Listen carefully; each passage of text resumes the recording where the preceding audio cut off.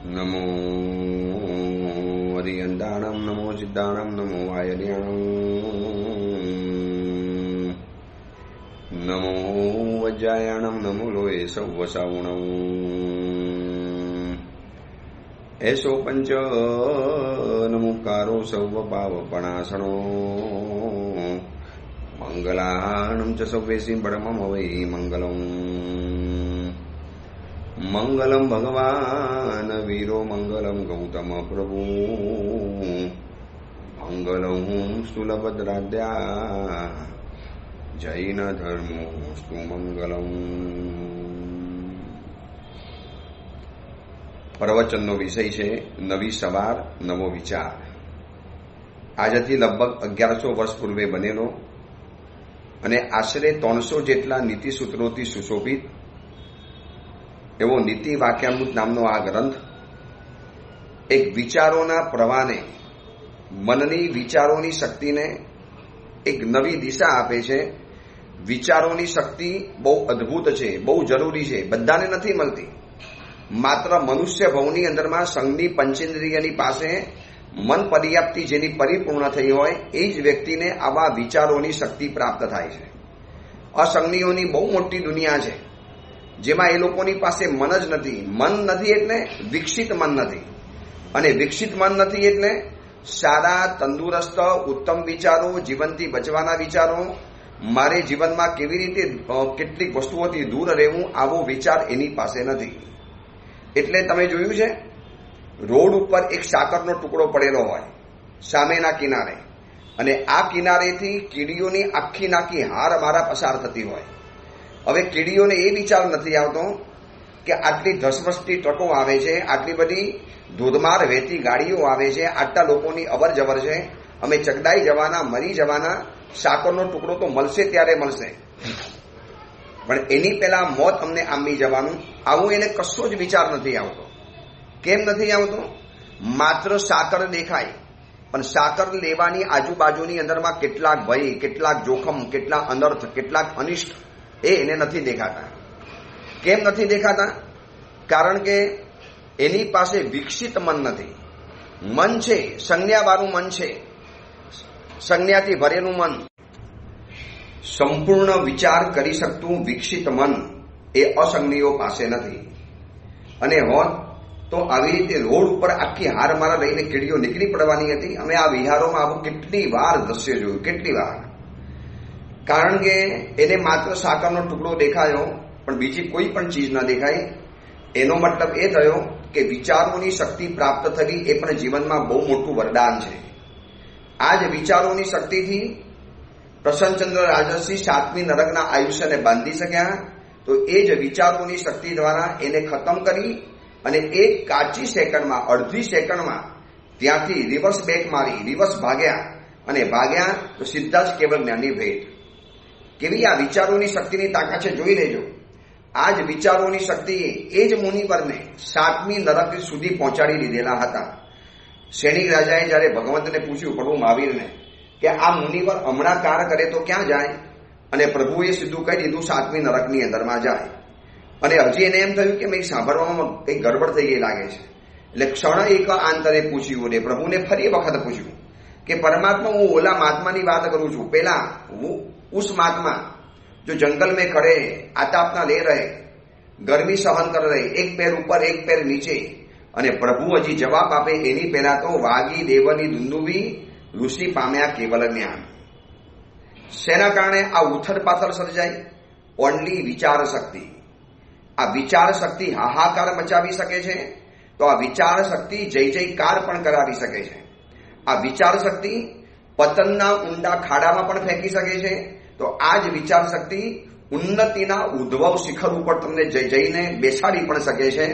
હવે આ વિચાર શક્તિની તાકાત કેમ વધારવી, એને સાચી દિશા કેવી રીતે આપવી, એને કેવી રીતે સાચો રસ્તો બતાવો, બસ એના જ માટે આવા ગ્રંથોનું સર્જન થયું. એના જ માટે આ પ્રવચનો સાંભળવાના, એના જ માટે દેશનાઓ તીર્થંકર પરમાત્મા આપતા હતા કે જગતના જીવોને એક વિચારવાના માટે કંઈક તો વસ્તુ જોશે કે શેનો વિચાર કરવાનો.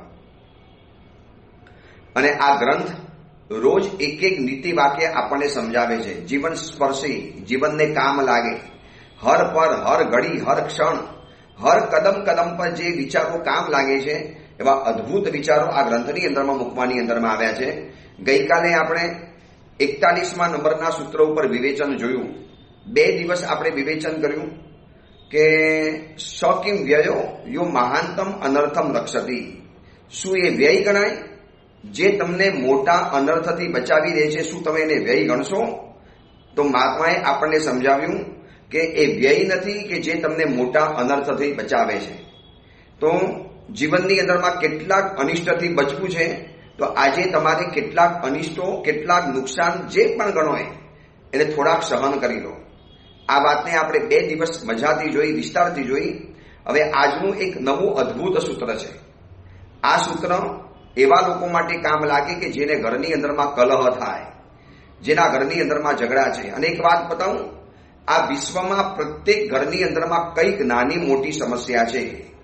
કોઈ પણ ઘર લાવો, ઈંટ ચૂનાથી બનેલું કોઈ પણ મકાન લઈ આવો જ્યાં માનવીઓ રહે છે, પછી ચાહે અમે સમણસમણી ભગવંતો હોઈએ કે ચાહે તમે સાવક સાવિકા હો કે આ દુનિયાના કોઈ પણ દેશની અંદરમાં વસતા એના નાગરિકો હોય, ઈંટ ચૂનાથી બનેલું મકાન, ઝૂંપડામાં રહેનારું મકાન, જ્યાં માનવ રહે છે, જ્યાં માનવો ભેગા થઈને રહે છે, ત્યાં જે સમસ્યા ઊભી થાય છે એ સમસ્યાની આ વાત આ મહાત્મા કેટલી અદ્ભુત રીતે કરે છે.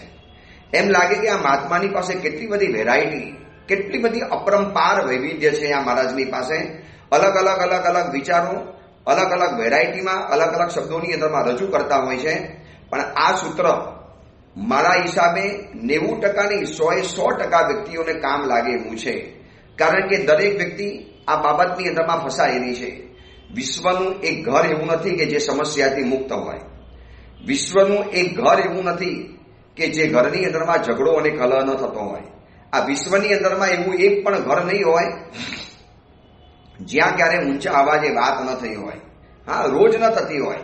ખાનદાન હોય, સમજદાર હોય, જતું કરનારા હોય અને થોડાક ધર્મિષ્ઠ હોય તો કદાચ જતું કરીને પણ બિલકુલ ન બની શકે એવું તો નથી જ બનતું. તો કેમ આવું થાય છે? શું કારણ છે? અને મહાત્મા કહે છે 2 ચીજ જ્યાં હશે ત્યાં ઝઘડો ન થાય એવું ક્યારેય જીવનમાં બને જ નહીં.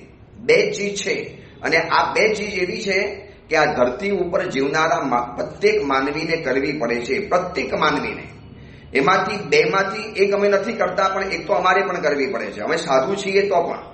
એટલે સાધુ હોય, સાધ્વી હોય, સંન્યાસી હોય, બાબા હોય, ફકીરો હોય કે આ દુનિયાના કોઈ પણ અલગારી અણગારો હોય, દુનિયાનો કોઈ પણ રાજા હોય, ચક્રવર્તી હોય, ચાહે વડાપ્રધાન હોય, કોઈ પણ હોય, દરેક વ્યક્તિને આ 2 વસ્તુ અને અમારા જેવા સંતોને, સાધુ સાધુ ભગવંતોને, સંન્યાસીઓને 2માંથી એક વસ્તુ તો અમારી પાસે પણ છે.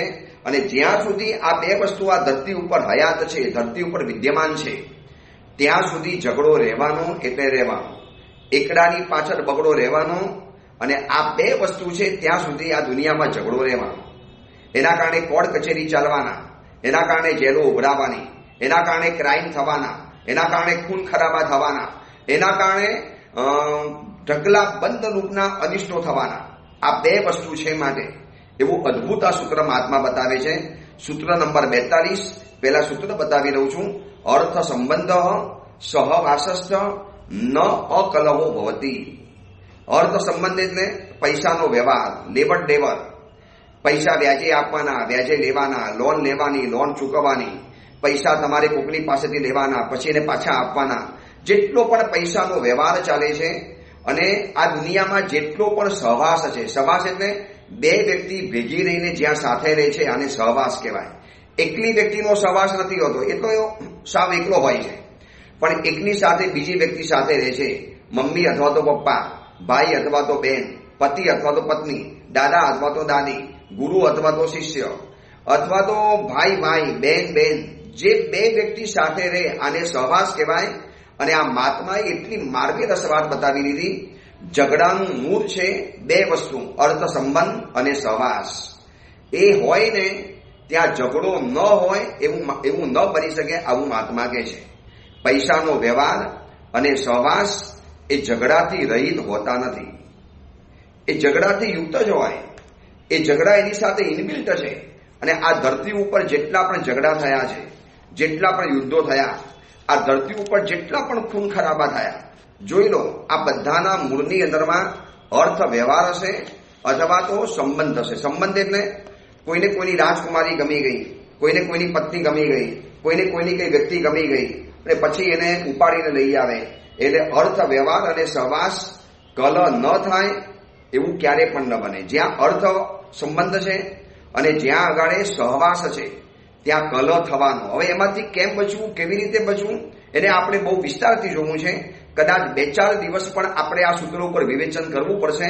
વર્તમાન સમયની સરકતી આ સમસ્યા છે, વર્તમાન સમયની બર્નિંગ સમસ્યા છે, વર્તમાન સમયની ઘરની અંદરમાં ધૂમ મચાવતી આ સમસ્યા છે.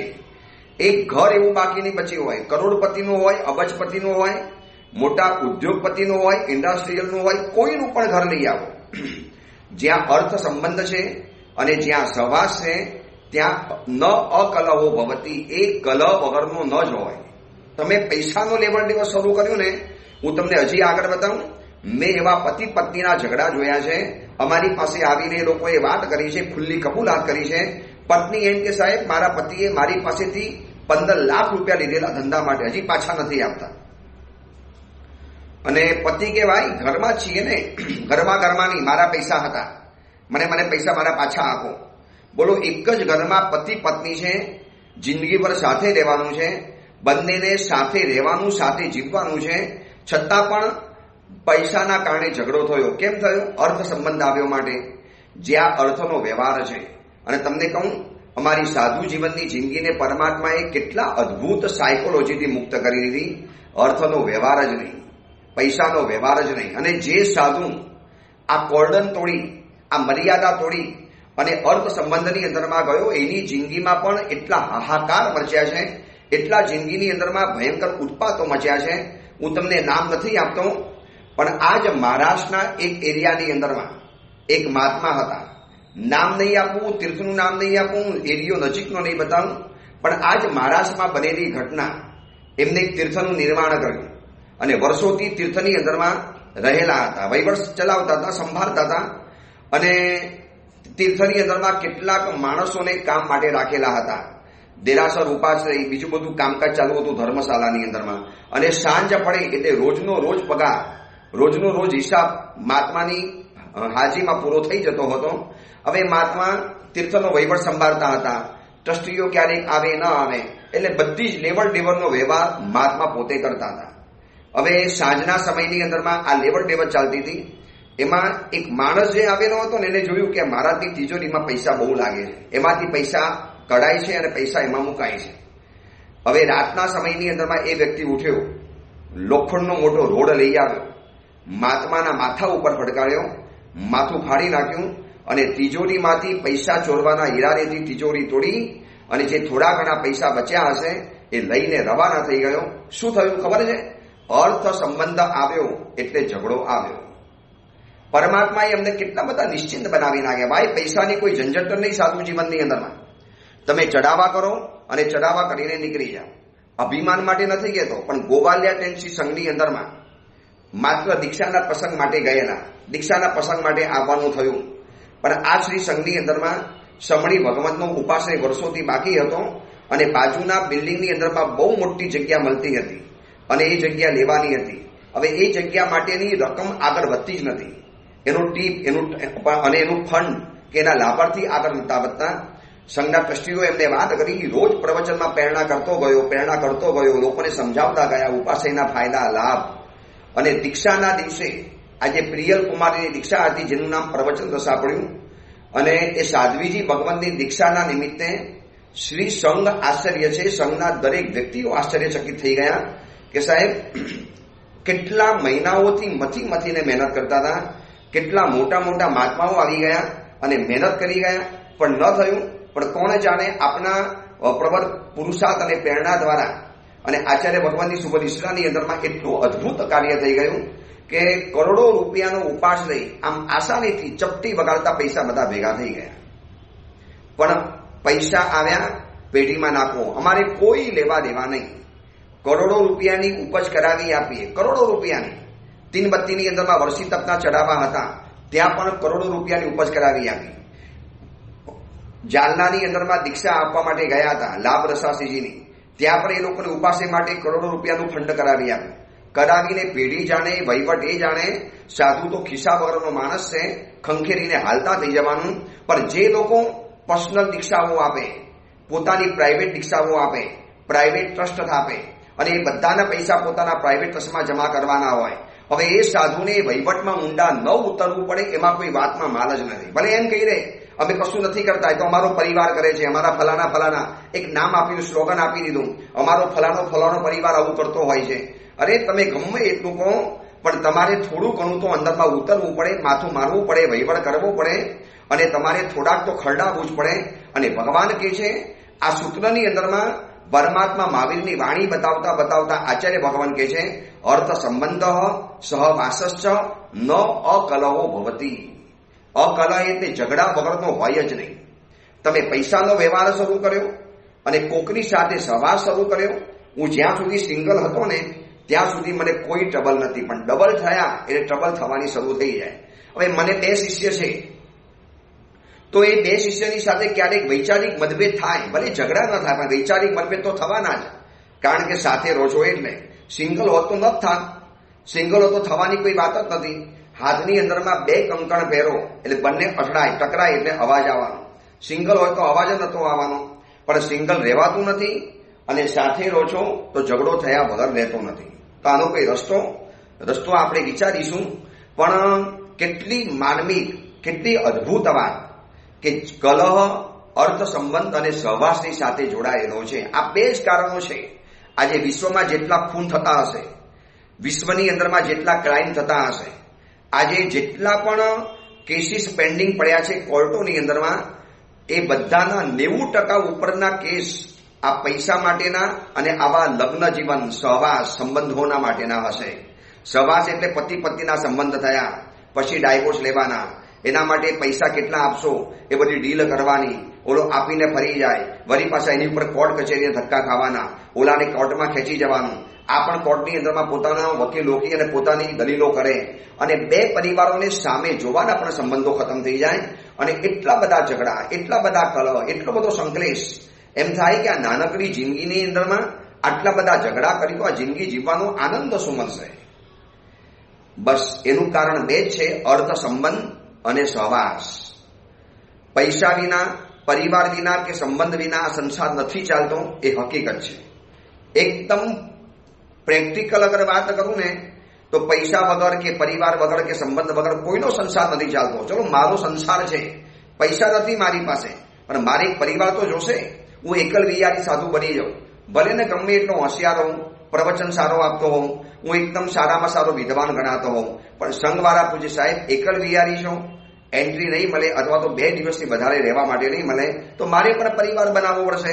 અને પરિવાર જેવો બનાવવો એટલે સહવાસ આવે, અને સહવાસ આવે એટલે મહાત્મા કહે છે કે ન અકલહો ભવતી. અર્થ સંબંધ અને સહવાસ એ કલહથી મુક્ત નથી, એની સાથે ઝઘડો જોડાયેલો છે. હવે એમાંથી બચવું હોય તો એક જ કામ કરવા જેવું છે. પહેલા આપણે પૈસાની વાત બતાવી દઈએ, પછી આપણે સહવાસની વાત કરીશું. કારણ કે વર્તમાન સમયમાં આ 2 જ વસ્તુ સંસારમાં ધમધોકાર ચાલે છે. અર્થ સંબંધ, લેતી વર્ષોના મિત્રો હતા, પરસ્પર એકબીજાને વિશ્વાસથી પૈસા આપેલા હતા, અને એમાંથી એક મિત્ર અચાનક ગુજરી ગયો, કોઈ લીખાપટ્ટી હતી નહીં, અને બીજો મિત્ર એના દીકરાની પાસે ગયો કે ભાઈ तारा पिताजी तो हमारा खास लंगोटिया मित्र था, मेरे जिगर जान दोस्त थे, तो मैंने उनको इतने लाख रुपए दिए थे, इतने करोड़ रुपए दिए थे बिजनेस के लिए, अपने वापस लेने के लिए आया हूं। तेरे पिताजी चले गए, દીકરો કે શેના પૈસા ને શેની વાત, મને કોઈ ખબર નથી, લાવો કાગજ, લાવો લીખાપટ્ટી, લાવો કોઈ દસ્તાવેજ વગેરે। બોલો કે ભાઈ અમારી મિત્રાચારી દસ્તાવેજ જેવી હતી, અમારી દોસ્તી દસ્તાવેજ હતી, અને આ દોસ્તીના દસ્તાવેજ ઉપર તો મેં પૈસા આપેલા હતા। અંકલ એમ ન ચાલે, તમે ઘરે પડવા નહીં આવો, હું તમને કોર્ટમાં લઈ જઈશ। હવે ઓલો મિત્ર પોતાના મિત્ર ઉપર ભરોસો રાખી અને લીખાપટ્ટી નથી કરી। ઓલો કે યાર આપણે બંને સગા ભાઈ જેવા છીએ, શું આ બધા લખાણપટ્ટી કરવાની। એને થોડી ખબર હતી કે અચાનક આ ગુજરી જવાનું છે, અને કરોડો રૂપિયા ઓલા વ્યક્તિના સલવાઈ ગયા। હવે એને કોર્ટમાં કેસ માંડ્યો, ઝઘડા ચાલુ થયા, પરસ્પર સગા ભાઈ કરતા અધિક પ્રેમાળ બંને મિત્રો હતા. એ જ મિત્રના પરિવાર સાથે બીજા મિત્રને ભયંકર કક્ષાનું વેર બંધાઈ ગયું. ભયંકર કક્ષાના ઝઘડા ઉભા થઈ ગયા. કોર્ટ કચેરીમાં લાખો રૂપિયા બરબાદ થઈ ગયા. કોઈ ચુકાદો આપવા તૈયાર નથી. ઓલો કે મારા પિતાજીએ પૈસા તમારી પાસે લીધા હોય તો ક્યાંક તો લખાણ હોય કે ન હોય. અને દીકરાને ખબર છે કે પૈસા લીધેલા છે, પણ દાનત બદલાઈ ગઈ.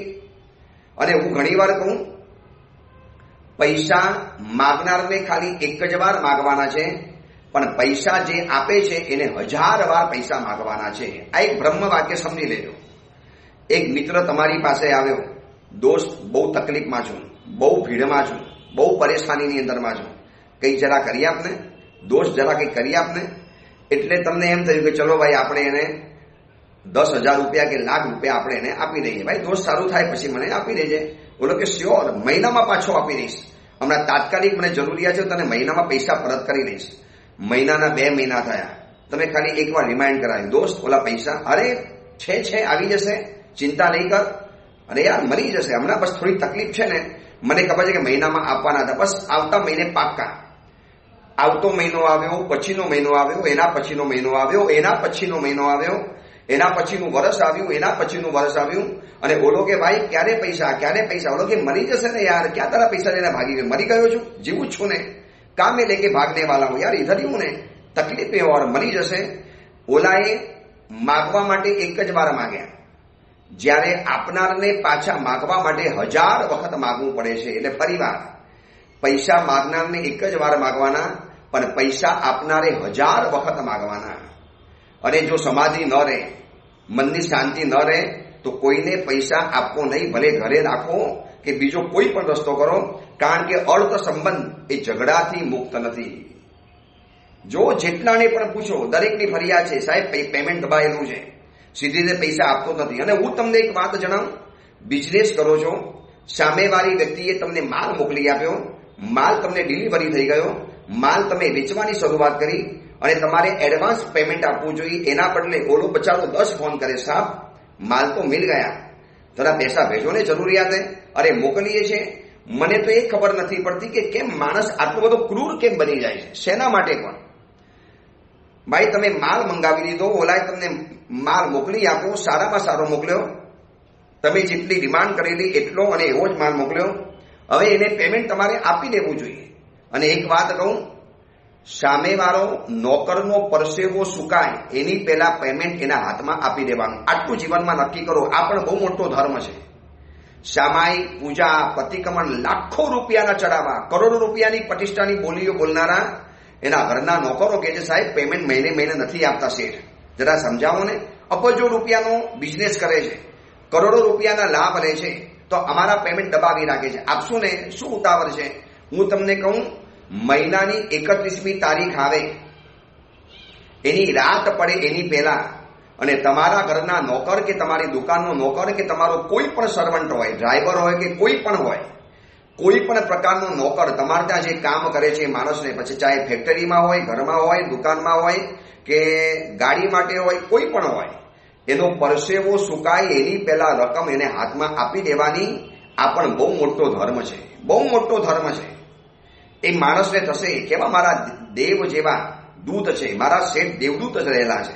અરે એના હકના પૈસા છે, એને તમારા ઘરમાં કામ કર્યું છે, દુકાનમાં કામ કર્યું છે, મજૂરી કરી છે, મહેનત કરી છે, એના ઘરમાં એનો પરિવાર પૈસા માંગતો હોય, દીકરીની સ્કૂલની ફી ચૂકવવાની, દીકરાના માટે કંઈક કરવાનું હોય, ઘરમાં મમ્મી પપ્પા બીમાર હોય અને બચારો કરગરતો હોય, શેર આપણને પૈસા મહિનો થઈ ગયો છે, અરે દેતે ને 2 મહિના કા સાથ में ले लेना, क्या जल्दबाजी है.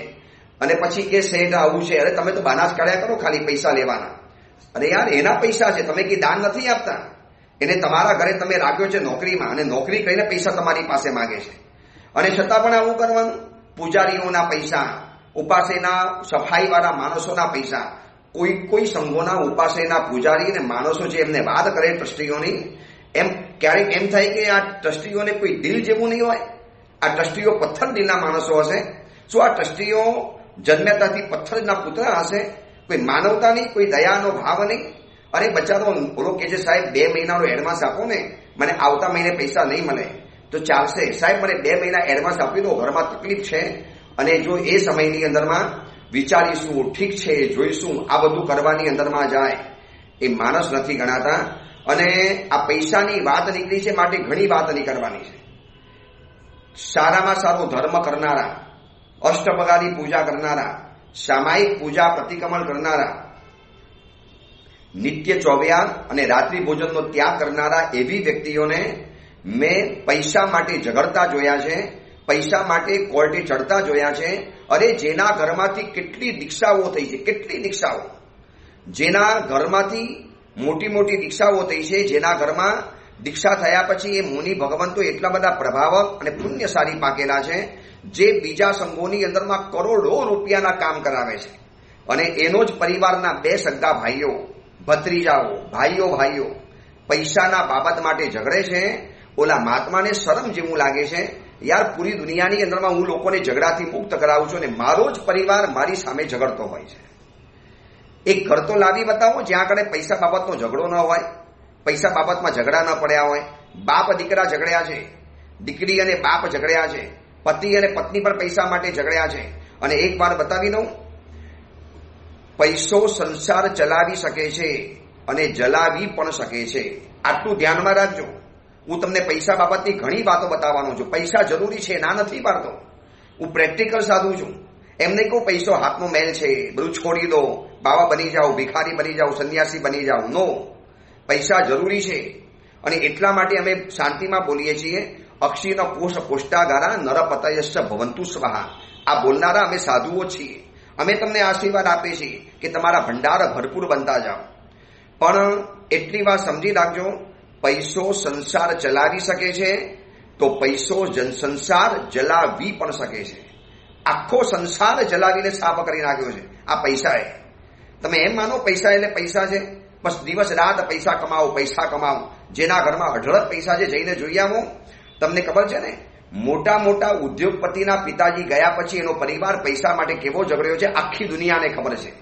આખી દુનિયાને છાપામાં ચડેલા આ બધા કિસ્સાઓ છે. નામ નથી બોલવા મારે.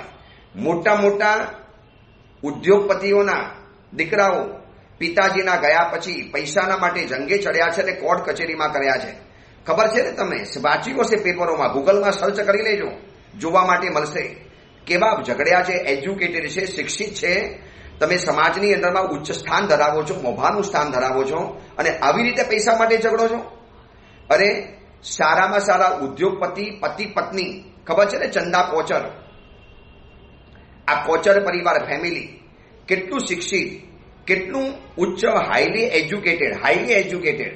અને એ કોચરે શું કર્યું, અને જેલના સરિયા ગણવા પડ્યા. દુનિયાની સામે બધું પ્રસ્તુત છે. શેના કારણે? અર્થ સંબંધ. માયા દેખી મુનિવર ચલે. આ પૈસાની તાકાત છે, ભલભલાને ચરાવી નાખે, ભલભલાને હાલતા ચાલતા કરી નાખે. એટલે આ પૈસા બાબતની જ્યારે વાત નીકળી છે, બહુ ગંભીર આ સમસ્યા છે. અને આ સૂત્ર મહાત્માએ એટલી દુખતી નસ દબાવી દીધી છે. વર્તમાન સમયના લોકોની આ નબળી કડી અને વીક પોઈન્ટ આ મહાત્માએ રજૂ કર્યો છે. મેં જ્યારે પણ આ સૂત્ર વાંચ્યું ને, ત્યારે મને પણ થયું કે વાહ મહારાજ, કમાલ કરી આપી. કેવી આપણે અદ્ભુત વાત કરી દીધી. અર્થ સંબંધ અને સહવાસ એ ઝઘડાનું મૂળ છે. એ કલહથી મુક્ત હોય જ નહીં. એમાં ઝઘડો થાય એટલે થાય. તમે પૈસાની લેતી દેતી કરી, મેં તમે પૈસાનો વ્યવહાર શરૂ કર્યો. આજે હું છે ને, સાધુ જીવનમાં મને ભગવાને પૈસા રાખવાની છૂટ આપી હોત તો મારો 24 કલાકમાંથી 20 કલાક પૈસાના લેવડ દેવડમાં જ જાત. કોના આયા, કેટલા ગયા, કોને કેટલો ચડાવો પડ્યો, કોને કેટલું ગુરુ પૂજન કર્યું, કોને કેટલા પૈસા મારા ખાતામાં જમા કર્યા. મારા પ્રવચનની હવે આટલી ફી છે, હવે હું જેમ જેમ સારું પ્રવચન આપતો જાઉં મારી આટલી ફી આપવાની. આજે કશું જ નથી. ખુમારી સાથે, વટની સાથે સંઘોની સામે પ્રવચન આપી શકીએ છીએ. કેમ?